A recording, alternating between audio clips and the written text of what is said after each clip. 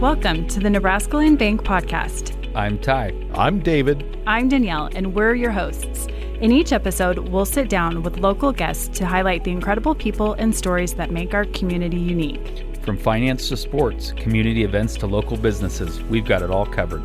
Join us as we dive into the heart of our community. This is the NebraskaLand Bank Podcast, always community-minded. Every voice. Every topic. Every time. So turn the volume up, settle in, and let's talk NebraskaLand.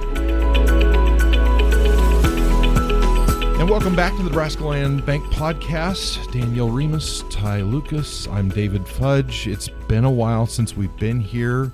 In fact, it was before NebraskaLand Days. How have your summers been? Everybody's been good. I know you got a new addition to the family. I don't know that we want to get into that deeply, but I know you got a new addition to the family. Yeah, we've added a kitten to our family. So getting to know a cat. I've never had a cat before. Well, Ty has a cat. Well, I kind of inherited one who cohabitates my house from a son who left an estranged cat on our doorstep. Estranged cat. But her name's Sharon, and she's pretty cool, and I will admit that I like her. But That's hopeful for me because I'm nervous about this. So thanks, Ty. You're going to be fine. And I would tell you I've also inherited a cat temporarily, I think, from a cohabitant. The cat is named Elvis. The cat is black, and it is a certified nursing home visitation cat that my daughter, when she was working in a nursing home, would take this cat and go visit residents. So the cat's cool. So it's worked out okay. So I think both of us have had experiences that... Yeah, you're going to be fine. But, David, there is no such thing as a temporary pet, just so you know, unless they have a health event. Perfect. Thank you for that reassurance right there. Yeah. So we have guests today. Abbie Pack is here. Brian Schimek is here. We're going to talk about an event. Actually, so we're recording this on the 22nd of September. There's actually an event coming this Friday and Saturday out south. But before we get into that, I know we're going to talk a little. We're actually going to go through an icebreaker question here. We like doing these to get everybody kind of comfortable with talking. And so, Danielle, would you please? Well, there's a music component, it sounds like, to this event that's coming up. So the icebreaker question is, what is your favorite concert that you've ever been to? And Ty, are you going to lead this off? Yeah, I'd be happy to. You know, a cool experience in the 90s, I got to go see the Rolling Stones on their Voodoo Lounge tour in the Florida Football Stadium. Wow. And my mother-in-law, who had a stroke just shy of 10 years ago, was a huge concert goer. And that was a concert we all got to go together well before her unfortunate stroke situation. And so that was a cool show. Wow. It was kind of a historical show, so it was fun. Nice. Yeah. Now, I've loved some of the stuff we've had here. Like, I think Big and Rich in North Platte was just unbelievable, through the roof show. Mm-hmm. I know you had a little bit to do with that, David. Yeah, back in the day. Yep, back in the day. Yep. Let's go to you.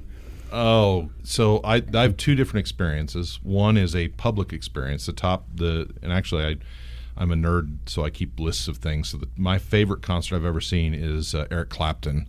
Clapton is a next-level guitar player and artist, but my favorite smaller show I've ever seen is Hank Williams Jr. at the Ford Theater acoustic. That was several years ago, and kind of a cool side story that we can tell sometime. But I did two great experiences, so I don't know. How about you, Danielle? That's really hard to pick. I love live music, and I definitely prefer the smaller venues. Mm-hmm. Those are every experience I've had is the best, but one of the most memorable ones was Jackal. I saw Jackal in San Diego, and when they do the bit where they chainsaw the bench in half, the stool in half, I got a big leg. The bass player, handed it to me in the crowd because I was front and center. I'll never forget it. It was so fun. I just learned something about Danielle I did not know. I would have not pegged you. Listen, I'm not a Jackal fan. Don't I would call me not that have pegged you at a Jackal concert, period. I don't know how I ended up there, but I ended up at a Jackal Aren't they concert. Heavy metal? Oh, yeah. Iron Maiden kind of stuff? Yeah. It's kind of alternative. I mean, this is stuff you and I grew up with, Brian, back in the 90s. Mm-hmm. I mean, that's... We tried to avoid the kids who listened to it. Yeah, I know, because they were trouble. Yeah. And here's one in our midst. And she was close enough to the stage to get the leg. To get the thing, so. And I would say it was a small venue in San Diego because there weren't very many people there. And the people that were there were older biker women. So I was somehow caught the attention. This still keeps going downhill a little bit. I'm kind of curious where the landing point is on this. We may not want the other chapters. We may not. Brian, let's go to you. Oh boy, it's It's tough. I mean, probably the best concert I've ever been to, or the most fun, was actually Kip Moore in Kearney, because it wasn't that big of a venue, and he has kind of a very, not a huge following, so it wasn't, you weren't jam-packed to the gills, but he put on an awesome show there. Some of the other ones, Luke Combs at NLD was unbelievable. That was great. I think, and it was probably extra special because it was kind of the first big thing that happened in North Platte post-COVID. So that was a really cool one. Morgan Wallen was phenomenal. So there's a lot. It's just hard. But I think that Kip Moore concert in Kearney was probably the most fun I've ever had at a concert. Yeah. So. The ironic part about that Luke Combs show is that was his first full weekend back on tour after COVID. Oh, here. Really? Yeah. Okay. Yeah. That was just a cool experience. Yeah. So, Abbie, do you have a favorite? Well, I don't have a favorite concert I've ever been to because I don't go to concerts.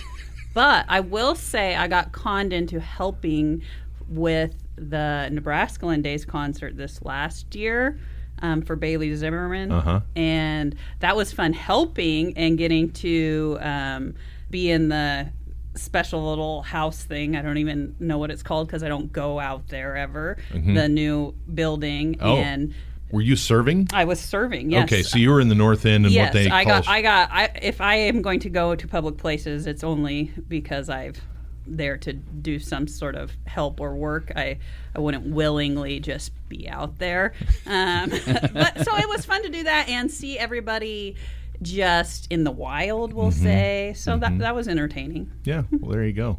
Well, you guys do have an event this weekend, and again for context, we're recording this on Monday, and your event is Friday and Saturday. Just Friday. Just Friday. Yep. Okay, so tell us what you got going on out at, because you're working together on this, and the two venues are literally right next door to each other. Yes. Correct. Yeah, Harbor Lights, which is the business that I operate, is right next door to Brian with Axes and Aces, and we started talking this summer about creating an event where we could kind of come together, support one another, and bring something new and fun to the community, and especially to the lake, where a lot of residents of North Platte live, but they don't necessarily have, special things that direction. So we came together and we have a car show and concert that will take place on Friday. So it's something really super cool, different than any car show that has been in town, and just something fun to bring to the community. So it sort of kicks off at Harbor Lights at 4:00 is the registration and the happy hour for the car show. And then there's an evening car show that will follow, and then we'll have a cruise around the lake. And then we'll end the evening from 8 to 9 with a glow car show, just for something fun. And then once our event is over, then Brian and Axes and Aces has brought in something super cool, and I'll let him explain. Yeah, so we were trying to think of a band that would be a big enough local name to kind of fit in with that. And I haven't actually seen Judd Hoos in probably 15 years. They used to play the country here quite a bit, and they play a little bit of everything. It's mostly rock. They've teamed up with Bob Zwart, who has a pretty big following. A lot of people I've talked around town were really excited, and I don't know if everybody had known that he had kind of teamed up with Judd Hoos or not, but people seem really excited about that. So they'll come on stage at 9. You can get into our place at 8 with a ticket. You can pre-buy tickets. You can buy day of. We're trying to encourage people to buy them beforehand, just to make it a little bit easier, just so we don't have a complete mess at the door with people trying to get in all at once. So if you could pre-buy, that would be great. Lisa really wanted me to mention that. Hey, I'll just jump in real quick. Over the weekend, I jumped in and bought a couple tickets, and you can go, like, it works through Eventbrite, yes. right? And we're going to put the link on all the stuff with our podcast, so it's really easy. But if you actually have an Eventbrite account, it's kind of big time here in North Platte. If you go to Eventbrite, it actually shows the event, and you can buy tickets for it, too. Yeah. So it worked pretty slick, honestly. Yeah. Thanks for mentioning that, Ty, because I probably would have forgot. Yeah, no problem. Yeah, so the online ticketing thing actually helps too, because you can get that stuff and you don't have to wait in line and right. avoid some of the problems that you may have at the gate. So yeah, So we'll obviously be open all day. People from the car show can stop over and get something to eat ahead of time. We'll have kitchen available, probably until 10:30 or 11 that night, just based on the concert going from 9 to 11:30. We'll probably run a limited menu that night just to make it a little easier on our kitchen and to make sure people get food in a timely manner. So that's what we're planning on our end. Now, the Rob Zwart addition to that group, he's known for being pretty high-level guitar player. Is that right, David? What do you know about him? And vocalist as well. And so he actually had his own thing for a long time. Yeah. And I can't remember back in the day, they called him Randall or Rob or whatever it was, but the band was called Zwart. Yeah, they were good. And they were very good. And Judd Hoos was actually one of the biggest regional bands that you could find around here for years and years and years, and did some opening for some national level acts in the heyday of their career. But it's hard to find them anymore, and so to get them to North Platte, I think, is cool. Right, yeah. I was really excited when Carlos mentioned that she had been able to secure them for this event. So nice, yeah, nice work. Okay, so you've actually spent some time this year booking concerts and live music. How's it been received in the community? Overall, very well. The better known they are locally, the better the following and the better the turnout they've had. We've had some really talented people. I think overall it's been a good experience. We built an outdoor bar and it's now covered. Thank you, health code. So we're all up to code out there now. So it makes it easier for people to get drinks and all that. Having it in September ought to be a little bit better than the ones we had in July and August when it was still 100 degrees at 8 o'clock at night. So weather ought to be awful nice. It's a really cool setup out there between the two buildings, and so we're excited about it. So very good. If I go back 10 years ago and I had just one thing that I had to pick that I would change about North Platte, it was outside of NebraskaLand days, the lack of live music in the community. Mm-hmm. Well, that's really changed because I love a small venue live music. I absolutely love seeing acts like at Axes and Aces. And between what the fair added this year, of course, what NebraskaLand Days is doing, and what Pals has done, what you guys have done, Fort Cody, and all of a sudden I'm hearing in other parts of the state that North Platte's like a music place. We're a music place now, other than just NebraskaLand Days. So it's a great reputation to have. I think a lot of people stop here because of those things. Yeah. Abbie, tell us about the car. It will be indoor. We have the indoor facility open as well as the outdoor. Yeah. So the people that put on the Canteen Cruise Fest are helping us. We'll have cars outside and then small vehicles and motorcycles inside Harbor Lights on display. So it's just a good opportunity for people either around the lake or from North Platte to come out, see some cool, different new cars, especially in the evening when we have the glow show. That's just something different and fun that you don't see a lot because usually car shows are in the mornings. And then, have the opportunity to go to Axes and Aces and eat and hang out and then go to the concert when it's over. And plus, the cruise side of it, usually in town, I would say, in addition to live music, North Platte has also seen a huge increase in, cruise nights and car events. And so we're excited to bring something different where the cruise will occur around the lake at sunset, which will be a pretty cool thing to not only participate in and drive in the cruise, but also if you live out at the lake, it'll be fun to see those cars come around and you can watch them cruise on by. So it's going to be just a new experience all around, just something different for our community, and we're excited to partner with Axes and Aces to make that happen. It'll be a pretty fun evening, just from start to finish, to come for the cars, stay for the concert. It'll be a really cool experience for North Platte. Is this a family-friendly event, or is it more adult-centered? I mean, the car show is definitely family-friendly. There's no admission to come to the car show. If you want to put a car in the show, that is $5, but anybody can come, walk around and look at the cars. And so that family-friendly, everyone is welcome. I would say it's family friendly. It's going to be loud. Mm-hmm. The concert will be loud. That's what they do. It's really cool, and I would say, but our place has always been very family friendly. There's stuff for if the kids don't want to necessarily listen to the music, if they want to go do stuff inside, we've got the little kids axe throwing. If they're big enough, we have the regular axe throwing. We have the golf simulators. We have pickleball courts where they'll still hear the concert out there, but if they really wanted to play pickleball during a concert, they can do that too. So there would be stuff for the whole family to do if they decided to come out. Yeah. Great. Awesome. And I know too, you're getting into it. The seasons have been really interesting to kind of watch your business evolve over the first couple of years. I just kind of wanted to plug your fall schedule. You're getting ready to do simulator leagues this fall. Simulator league will get kicked off probably towards the end of October. That's weather dependent. I'm just kind of telling everybody plan on towards the end of October to get going again, and so. It's I understand when the weather's nice, people want to do the things outside, but once the weather turns, and it's Nebraska, it'll turn.